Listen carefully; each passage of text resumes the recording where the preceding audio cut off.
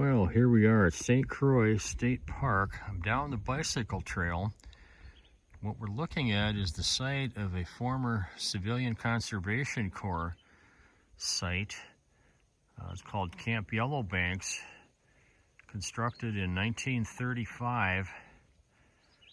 I'm especially have a lot of emotion when it comes to the Civilian Conservation Corps. My father, now deceased, was part of the CCC in the mid to late 1930s. Dad died in 1985 of cancer. Do miss him terribly sometimes. I'm going to go for a little bit of a walk here rather than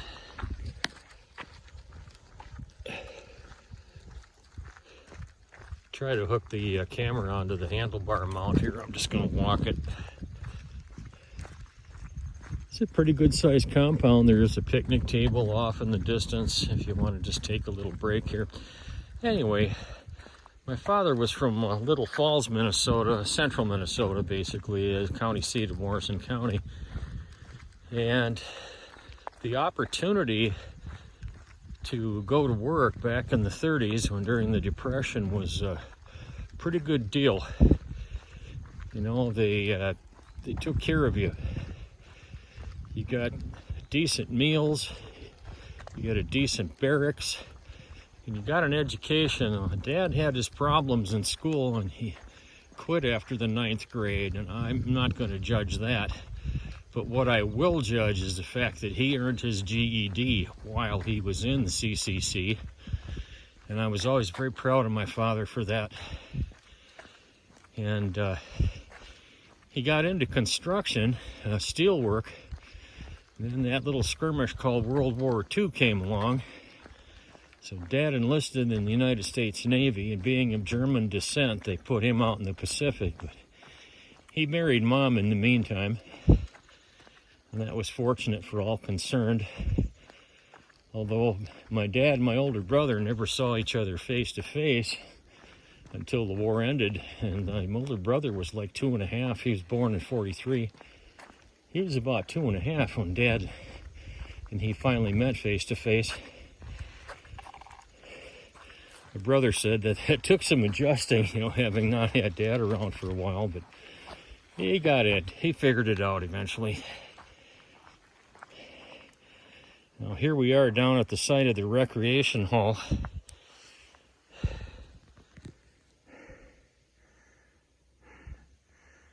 That fireplace and chimney really impresses me. I mean, the structures were probably deliberately demolished at some point, or you'd probably see some remains of the wooden structures here.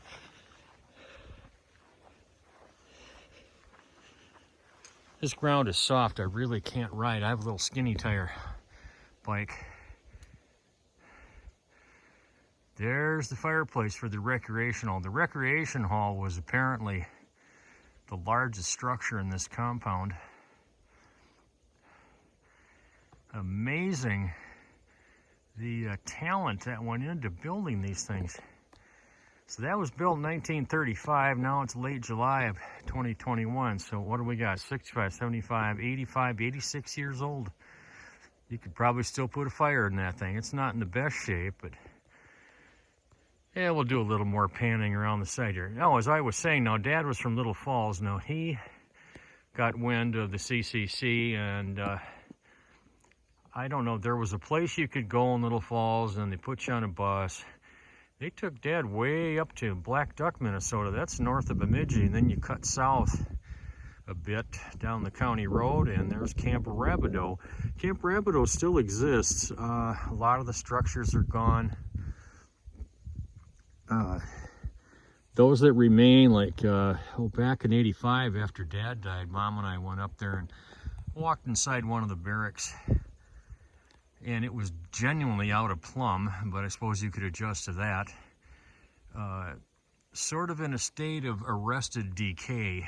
You know, they really don't use it anymore. They're going to try to keep it as a sort of a national registered historic place, that kind of thing. Dad had been there in his later days when he was ill, And what really bothered him, and I noticed it too, is the walls had been graffitied up terribly. Dad said in his day, in the 30s, you did not do that. That was your home, and you respected it as such. And I really don't get the graffiti thing either, to tell you the truth, but there it is. We are somewhat overcast today. We could be dealing with some smoke from the Canadian wildfires northwest of us. I'm just going to pan up here. And here's the sun. Have it in a second here. Camera might not be sensitive enough. No, it's not. It's above, the sun is above those trees. It doesn't even show on the camera. It's very, very red. And that is indicative of a lot of smoke particles in the air. Even down in the Twin Cities, we've been dealing with a lot of that. So we're about 75, 80 miles northeast of the Twin Cities right now. And the Canadian wildfires are just, they're everywhere. They're almost, I won't say as bad as California, Oregon, that area, but they're pretty significant. Anyway, this is some real history here, and it touches my heart to know my dad was part of it, even though this was not his camp.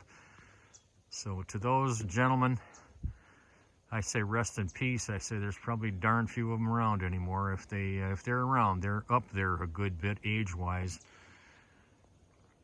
They learned a lot of stuff: forestry, firefighting, and then other aspects of education. Mainly tried to how to get along, work as a team. I think the pay was something like $30 a month, 25 of which got sent home.